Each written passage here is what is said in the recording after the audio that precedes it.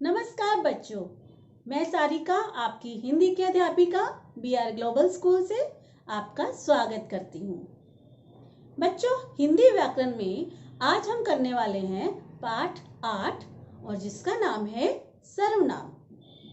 बच्चों, सर्वनाम के बारे में हम लोग कक्षा 2 में तो पढ़ ही चुके हैं, साथ ही साथ प्रथम सत्र के पाठ्यक्रम में भी इसका अध्ययन हम थोड़ा बहुत कर चुके हैं। चलिए आज हम विस्तार में पढ़ते हैं सर्वनाम के बारे में। सबसे पहले सर्वनाम को समझने के लिए हमें विचार विमर्श करना होगा। किस पर? जी हाँ, संज्ञा शब्दों पर। बच्चों, हिंदी व्याकरण में अक्सर हम संज्ञा शब्दों की बात करते हैं। तो जो शब्द किसी भी वाक्य में संज्ञा शब्दों के स्थान पर प्रयोग किए जाते हैं उन्हें सर्वनाम कहते हैं। ठीक है, तो चलिए हम इसके बारे में विस्तार से पढ़ लेते हैं।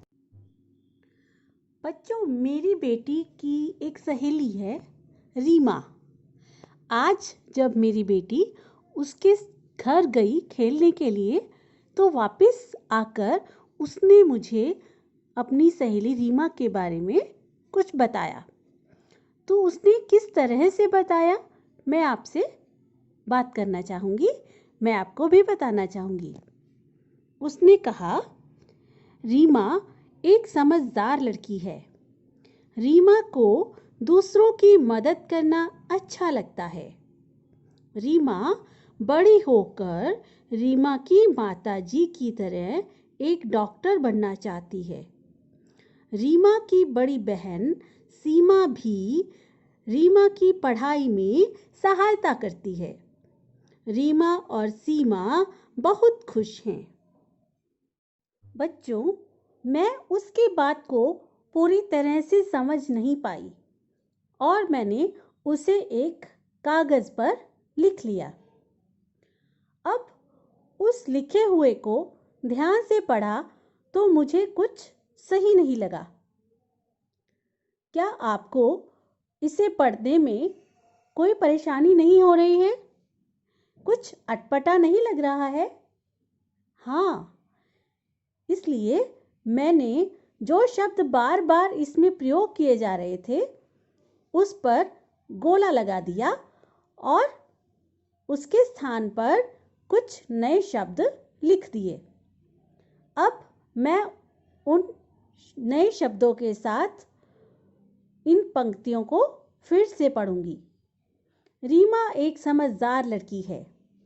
उसको दूसरों की मदद करना अच्छा लगता है। वह बड़ी होकर अपनी माताजी की तरह एक डॉक्टर बनना चाहती है।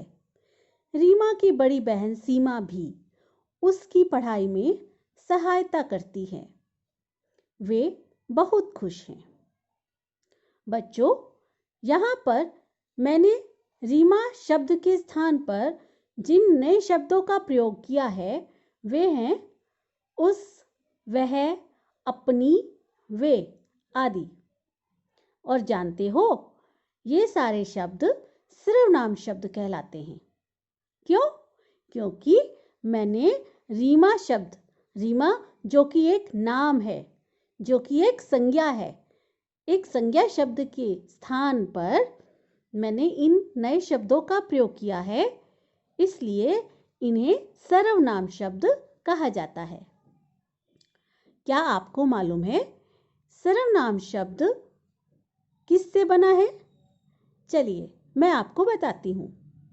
सर्वनाम शब्द बना है सर्व और नाम से।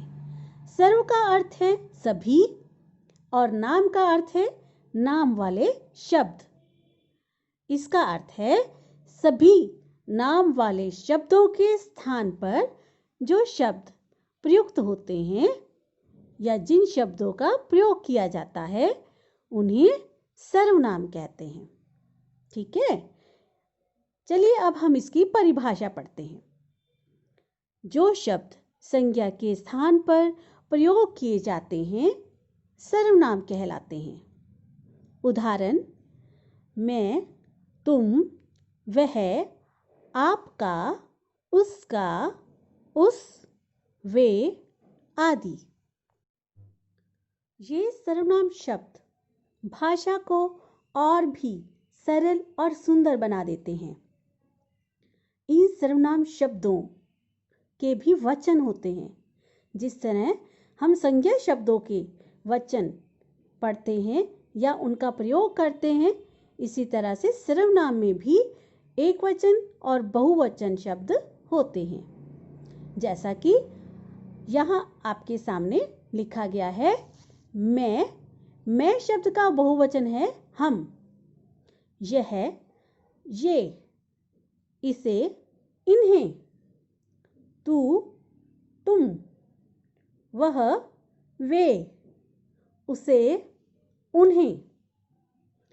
इसके अतिरिक्त कुछ और भी सर्वनाम शब्द हैं जिन्हें हम हिंदी भाषा में प्रयोग करते हैं।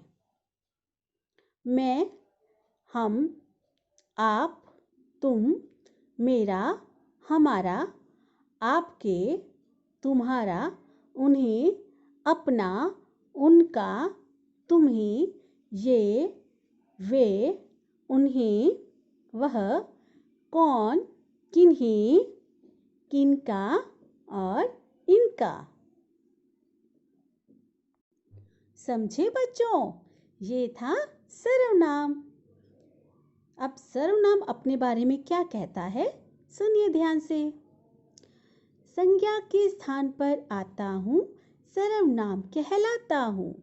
ये वे आप कभी तुम में से मैं भाषा सरल बनाता हूँ।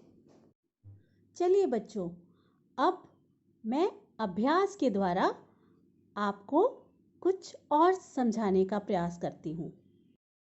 यहाँ आपके सामने दिया है, दिए गए शब्दों में से सर्वनाम शब्दों में सही का निशान लगाइए। अर्थात आपको हर पंक्ति में 3-3 शब्द दिए गए हैं। अब इन तीनों शब्दों को ध्यान से पढ़ना है और जो इसमें से आपको सर्वनाम शब्द मिलता है उसके सामने सही का निशान लगाना है। हम पढ़ना शुरू करते हैं। क, राम, करना, वह। तो यहाँ पर राम जो है नाम है, किसका नाम है? किसी लड़के का नाम है। ठीक है, तो ये हो गया संज्ञा शब्द। तो यहाँ पर करना शब्द क्या है? एक काम है, लेकिन हमें सर्वनाम ढूंढना है। वह जो शब्द है ये सर्वनाम है। ठीक है बच्चों, अगली पंक्ति में उसे, नीता, आगरा। तो इन तीनों शब्दों में से उसे शब्द जो है वो क्या है? सर्वनाम शब्द है। ग, सुन, यह, सुंदर। तो यहाँ पर यह शब्द जो है सर्वनाम शब्द है। घ, तुम, खेलना, ठंडी। इनमें से तुम शब्द सर्वनाम शब्द है। अड़, कुत्ता, इन्हें, श्याम। यहाँ पर इन्हें शब्द जो है सर्वनाम शब्द है। ठीक है बच्चों, इसके बाद प्रश्न नंबर 2 में दिया गया है, दिए गए वाक्यों में से सर्वनाम शब्द छांट कर लिखिए। आपको कुछ अलग अलग वाक्य दिए गए हैं, इनमें से जो शब्द सर्वनाम शब्द हैं वे अलग करके सामने लिखने हैं। जैसे स्नेहा अपने भाई के साथ स्कूल गई। तो पूरी पंक्ति में से अपने जो शब्द है वह सर्वनाम शब्द है, इसलिए हमें उसे सामने लिखना होगा। तुम भी खेलने चलोगे। यहाँ किसी का नाम नहीं दिया गया है, उसके स्थान पर लिखा है तुम। तो यह तुम जो शब्द है सर्वनाम शब्द है। इस तरह से आप, कोई, वह, मेरी, ये सारे शब्द जो हैं सर्वनाम शब्द हैं। अगले भाग में आइए, रंगीन शब्दों की जगह उचित सर्वनाम शब्दों का प्रयोग करके दोबारा वाक्य लिखिए। यहाँ पर वाक्य दिया गया है जिसमें से 2 शब्द जो हैं वो रंगीन दिखाए गए हैं, तो उनके स्थान पर आपको सर्वनाम शब्द का प्रयोग करना है और वाक्य को फिर से लिखना है।